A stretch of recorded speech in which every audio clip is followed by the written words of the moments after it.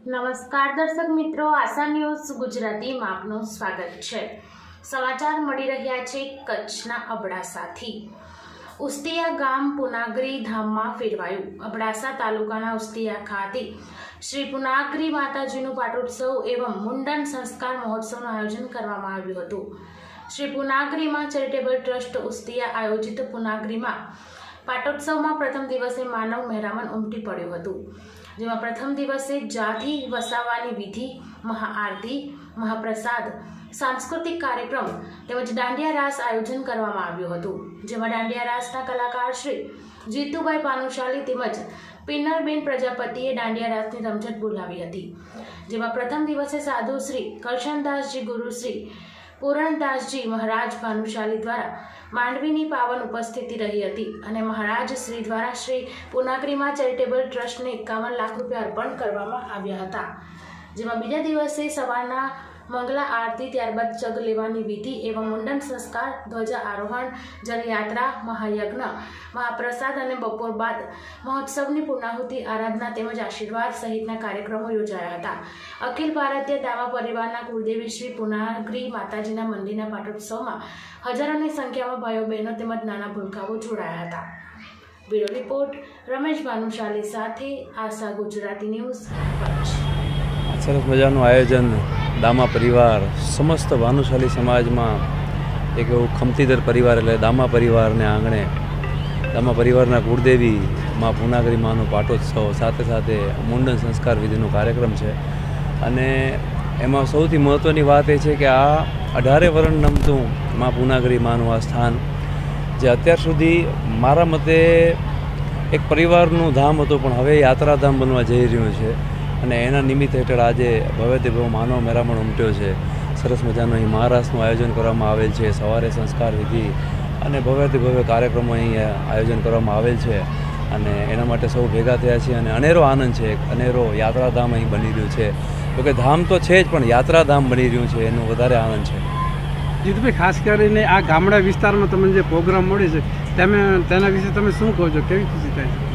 ગામડે આવવાનો આનંદ છે ને એ અનેરું છે, કારણ કે શહેરમાં તો રોજે રોજ કાર્યક્રમ કરતા અહીં રોજ બધાની મુલાકાત થતી હોય, પણ ગામડે આવો અને ગામડે આવવાની જે મુલાકાત છે ત્યાં નાનપણથી લઈને અત્યાર સુધીની બધી નાની મોટી વાતો તાજા થાય છે। શહેરમાં અત્યારે જોવા મળતી નથી, પણ પાછા અહીં કહેવાય ને કે જબ મિલ બેઠે ચાર યાર, અહીં બધા ઘણા બધા જૂના યારો મળે એટલે આનંદ અનેરો થઈ જાય છે।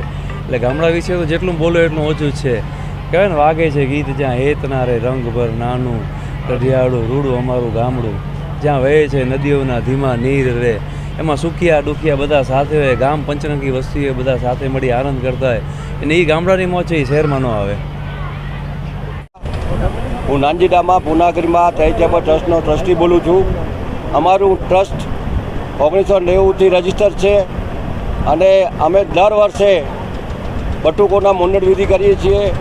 લાસ્ટ મુંડન વિધિ અમારું 2014માં થયેલું, ત્યારે 350 બટુક હતા અને આજે 17/5/2024ના 10 વર્ષ પછી મુંડન વિધિનો કાર્યક્રમ હતો, એમાં 400 બટુકોના મુંડન થયેલા છે।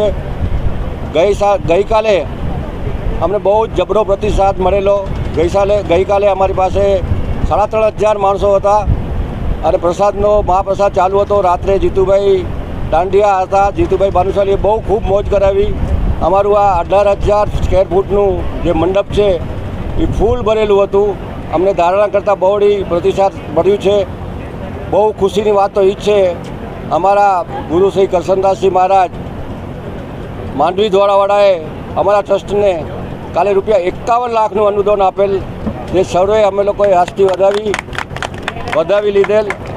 અમે લોકોએ અમારી ટ્રસ્ટની ટીમે લગભગ 150 છોકરા 1 મહિનાથી કામ કરી રહ્યા છે, પ્લસ સ્થાનિકવાળા 30થી 35 જણ છેલ્લે 1 મહિનાથી કામ કરી રહ્યા છે। જે આ તમે પટાંગણ જોઈ રહ્યા છો, આ ખેતર છે, કોઈ ગામ નથી, કોઈ જગ્યા સ્થળ નથી, બરાબર બધી લેવલિંગ કરી અને બહુ બહોળું મહેનત કરી અને બહુ સારું એવું મહેનત કરેલી છે।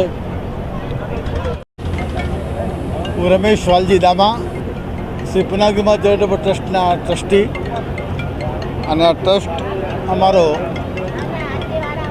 દર વર્ષે માતાજીનો પાટોત્સવ કરે છે।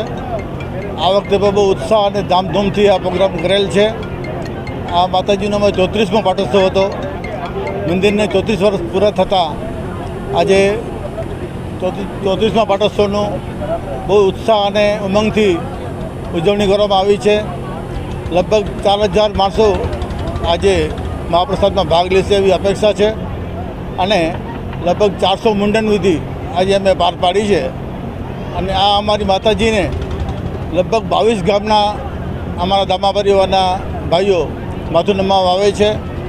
અને કદાચ ભાનુશાલી જ્ઞાતિમાં આ એક એવી નૂક હશે કે જે 22 ગામ એક જ જગ્યાએ માતાજીને નમાવવા આવે છે.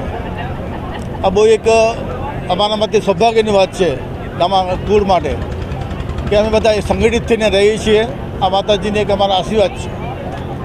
નહીં એટલે દરેક વર્ષે અમે માતાજીનો પાટોત્સવ એટલા ઉમંગ અને ઉત્સાહથી ઉજવીએ છીએ કે દર વર્ષે રાહ જોઈને બેઠા હોય છે કે આવતું વર્ષ ક્યારે આવે. જય માતાજી. મારું નામ હરજી લદારામ ડામા છે. શ્રી પૂર્ણાગીરીમાં ચેરિટેબલ ટ્રસ્ટ ઉસ્તિયાનું ટ્રસ્ટી છું. પૂર્ણાગીરીમાં ચેરિટેબલ ટ્રસ્ટ ડામાના કુળદેવી છે અને લગભગ 24 ગામમાં ડામા સરનેમવાળા ડામા અટકવાળા 24 ગામમાં રહે છે અને બધા 24 ગામને અમને આમંત્રણ આપ્યું છે મુંડન વિધિ માટે. મુંડન વિધિ માતાજીને મુંડન વિધિ થાય છે. આ વર્ષે લગભગ 300 નામ લખાવ્યા છે, 300 બટુકોએ, અને આ 10 વર્ષ પછી મુંડન થાય છે એટલે 300 મુંડન છે આ વખતે. સવારના આજે બપોરથી કાર્યક્રમ વધારે ચાલુ છે. શાસ્ત્રોક્ત વિધિ પ્રમાણે જે નાના બાળકો મુંડન કરાવવા આવવાના છે એને જાતિ વસાવવાનો પ્રોગ્રામ હતો.